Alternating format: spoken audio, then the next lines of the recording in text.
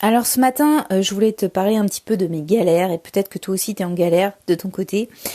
Parfois, voilà, c'est comme ça. En tout cas, en ce moment, il fait très très chaud. J'ai quasiment plus d'eau dans mes cuves et je pense pouvoir tenir, tu vois, péniblement encore 15 jours grand maximum. Et c'est dans ces moments-là que je me demande si j'ai fait les bons choix, s'il manque pas quelque chose pour réussir mieux dans mon jardin, pour contrer la météo, pour contrer peut-être les éléments. Éviter que tous les légumes soient perdus, tu vois, à cause de la canicule. Et tu es comme moi, certainement, tu fais de ton mieux, tu pailles, tu stockes l'eau, tu arroses, tu penses à tout bien faire comme il faut, et ça marche pas. En tout cas, là, je pense qu'on est vraiment à la limite. En tout cas, chez moi, moi, je pense que je suis arrivée au taquet du jardin. C'est-à-dire que là, ça commence à être vraiment laborieux. Même les mauvaises herbes commencent à être vraiment toutes sèches. Donc, c'est vraiment des signes avant-coureurs que, voilà, là, on est vraiment en grande pénurie d'eau et que on aura beau faire tout ce qu'on veut, le jardin est vraiment en peine. Et je pense pas que, voilà, on fasse mal les choses. Et je vais donner un exemple, c'est que concrètement, on s'habitue à ce que tout aille vite autour de nous, tu vois. On a nos voitures qui vont de plus en plus vite, nos smartphones qui vont de plus en plus vite, on nous pousse à un apprentissage rapide, on nous pousse dans notre travail, on pousse notre temps et tout ça, et tout doit aller vite. On nous pousse à aller toujours plus vite dans nos vies. Et on répond en fait aux lois de la rentabilité, de l'argent, tu vois, au rendement.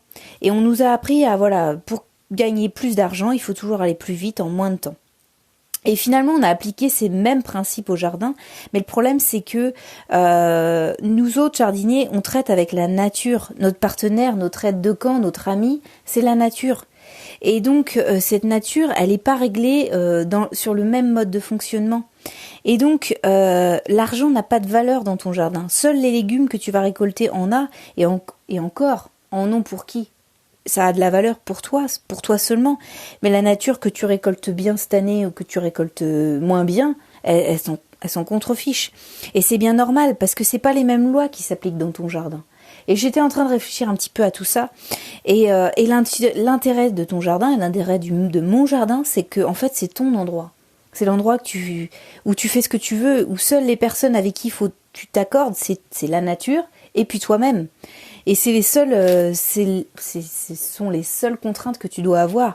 Et donc j'ai réfléchi un petit peu et je me suis dit que finalement je réglais un petit peu mon jardin en fonction de principes qui vont m'aider. Et ces principes, je voulais te les partager dans ce podcast parce que je pense qu'ils peuvent également t'aider. Le premier principe, c'est ne jamais utiliser de produits chimiques. Je t'en ai déjà parlé, j'utilise aucun produit, j'essaye de ne jamais en utiliser. Et pourtant là, tu vois, il y aurait bien besoin d'utiliser un maximum d'eau, peut-être de l'eau du robinet, des choses comme ça, peut-être diluer avec un booster, je sais pas, je connais aucun produit chimique parce que j'en applique pas, donc je vais pas te vendre le principe puisque voilà, je suis anti-produit. Le deuxième principe, c'est de ne plus travailler le sol. Je l'ai travaillé par le passé, maintenant je le travaille plus du tout. Donc plus du tout de bêchage, plus du tout de binage ou de trucs comme ça, plus du tout d'utilisation d'outillages qui sont en lien avec le travail du sol. Ensuite, le troisième principe, c'est avant de faire une action, toujours réfléchir. La première question, c'est est-ce que c'est intéressant ? Est-ce que ça vaut le coup ? Est-ce que c'est bien pour moi et mon jardin ? Ça, c'est le troisième principe. Toujours réfléchir avant de faire les choses. Pas les faire bêtement comme je pouvais le faire avant. Se dire, voilà, est-ce que c'est pertinent ? Est-ce que c'est intéressant pour moi et mon jardin de faire cette action-là ? Si ça l'est, je la fais. Si ça ne l'est pas vraiment, ou en tout cas, je vais passer 3 heures pour un intérêt de peut-être une amélioration de quelques, tu vois, de quelques temps, de quelques minutes, ça n'a pas d'intérêt. Ne jamais laisser le sol la nuit, ça c'est le 4e point. Le 5e point, toujours apprendre, tester de nouvelles approches, parce que souvent on pense qu'on sait tout, et je t'en ai déjà parlé dans d'autres podcasts, on pense tout savoir sur le jardin, sur le jardinage, sur son fonctionnement, mais finalement, des fois on n'essaye pas de trouver d'autres approches, d'autres angles d'attaque. On se dit voilà, on voit que ce qu'on a devant le nez, et finalement des fois les réponses elles sont juste en se décalant un petit peu du problème, en reculant un petit peu, on se dit ah oui en fait j'avais pas vu les choses comme ça, et c'est là où on trouve des meilleures idées. Ensuite, ne jamais gâcher un légume ou un fruit. Tu vois, peu importe ce que tu cultives, j'essaye de toujours cultiver moi déjà ce qui me plaît. Et en plus, si j'en ai trop, notamment les fruits, j'ai beaucoup d'arbres fruitiers, j'en donne énormément autour de moi, ou alors ça repart au compost si vraiment tout est pourri. Tu vois, là je suis partie en vacances, je reviens, bon bah voilà, il y a des légumes qui sont pourris, mais c'est pas grave. Soit je vais pas gâcher tout ça, je vais les mettre au compost. Et ça, c'est en lien avec le dernier principe, ne jamais gâcher les ressources, ne pas gâcher ni la terre, ni l'eau, ni le compost. Ce sont des denrées qui sont rares, notamment l'eau. En tout cas, là, j'en vois bien l'aspect rare de l'eau en ce moment-là. Je t'avoue que je suis en plein dedans. Et donc, bah voilà, c'est un peu les principes que moi je me donne. Alors c'est que le début, si tu veux, toi c'est tu peux en trouver d'autres, c'est quelque chose, c'est une liste qui déjà d'une m'appartient, c'est-à-dire que ce sont mes principes à moi, ce sont pas forcément les tiens.